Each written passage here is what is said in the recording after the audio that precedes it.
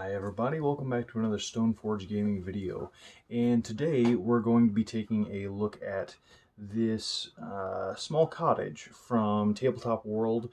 They are a company that makes a lot of terrain pieces, buildings, things like that, out of multi-part plastic kits.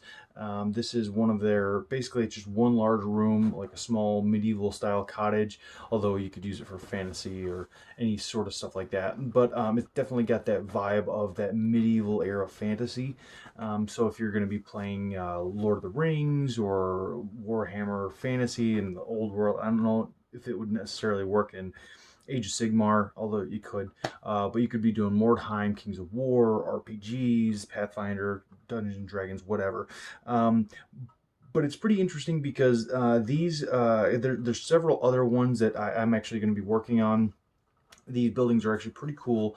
They are usually, at least for the smaller, like easy one room buildings, they're very sturdy. They're very hard plastic, but they come with the base, which is basically the floor, which is usually whatever molded sort of interior style. And then you've got the four walls, which are usually pretty well decorated. And then as far as, so, and I went with this one, kind of that old school medieval stucco style that you see a lot of times with the yellow kind of thatch roof. I just with what they had on here, I just thought that would kind of look the best and look the most fitting. But like I say, it all in all, this piece has actually been very fun to paint. I mean, I took my time with it, spent some time working on it, getting it exactly the way I wanted to. I don't paint buildings all that often. Occasionally I do, but this was kind of an odd treat for me. So I do a lot of other terrain, but not necessarily that many buildings. So it was pretty fun to actually get a chance to try it and see what I could do with it. So we'll take this over the table and take a closer look at some of the details. So here we have the Tabletop World small cottage, which again is kind of like a peasant cottage or a medieval style cottage, which is pretty cool in my opinion. And basically you can see here, now that we're looking at it a little close up, you can see these spots here where you could technically have all of these walls where they have a system where you could use the base and then like keep the walls where they weren't glued in and basically swap them out. But at the end of the day, I just really didn't like the idea of doing that. I liked the idea of having the basically exterior showing, and then you could have the roof pop off, which is the case, and then all four walls were available and you can see with like inside and everything like that, but you weren't necessarily gonna pull off every single wall, and it just kind of seemed like a pain to me. So what I did here is I painted the outside here. I actually sprayed the entire thing, airbrushed the entire thing brown, and then what I did from there is I dry brushed the entire thing up to basically a medium tan color, and on for basically everything.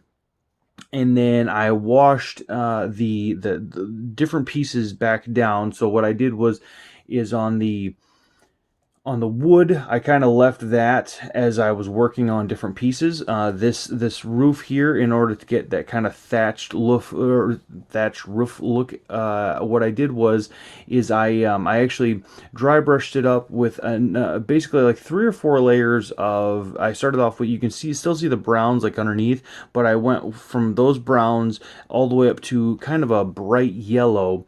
And then for the outside here, what I did is I actually washed it down with a black color, and then did like a black wash on all these stucco parts. And that's because that's what I was kind of going for, was that like medieval stucco style. And so what I did was I washed it with a black to kind of dilute that brown tone that you're going to have in there. You can still see it a little bit, which is good because it kind of gives it a little more of that dirty look that you would have with kind of a peasant's cottage.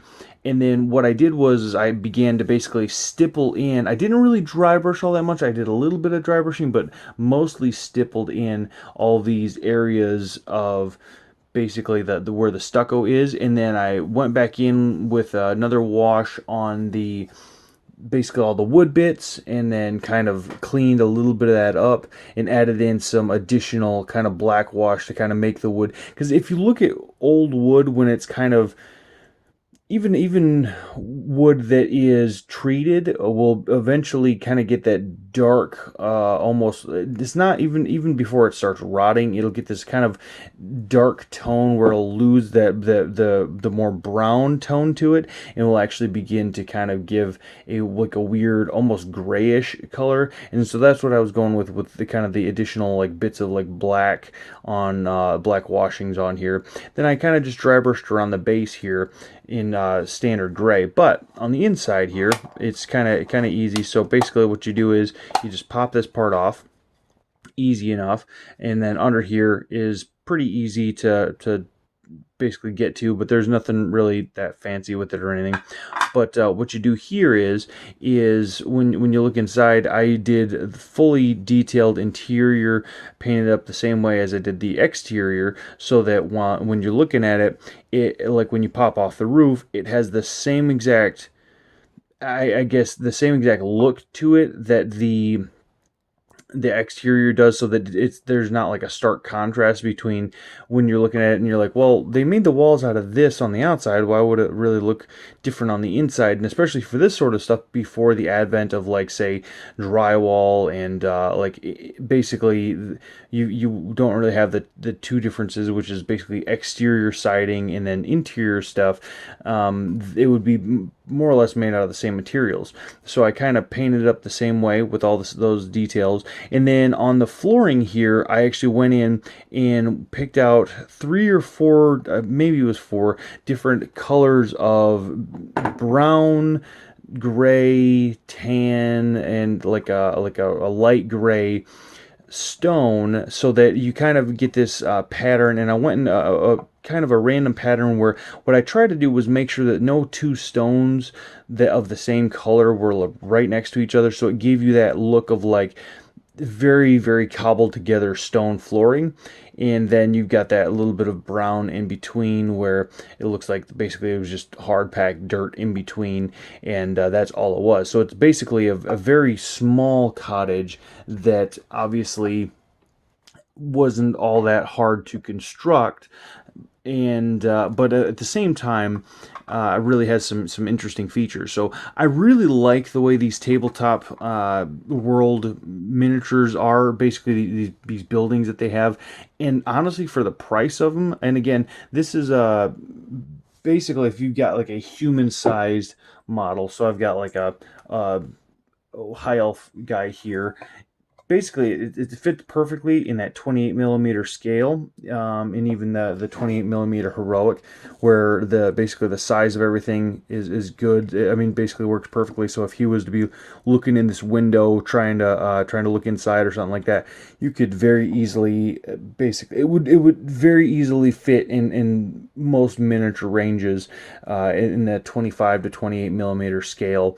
And again, for the size, for the detail, and then also for the price of them, you really can't beat them, as far as if you're looking for kind of basic medieval or fantasy, like low fantasy style buildings, or buildings that are on the more realistic side of how some of these things would look.